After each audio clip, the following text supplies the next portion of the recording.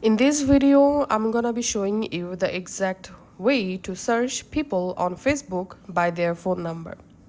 So first of all, make sure you have saved the number in your contact list. So just go to your phone contact and ensure that you saved the contact to your contact list. After that, go to your Facebook app and log into your Facebook account.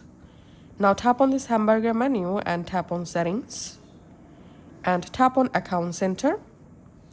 In account center, you have to tap on your information and permissions. In here, tap on upload contacts. Select your Facebook account. And here you have to turn on this contacts upload option and tap on get started. And here allow Facebook to access your contacts. Just tap on allow. And as you can see, all of my phone contact is now synced, and these are all Facebook accounts from my phone contact list.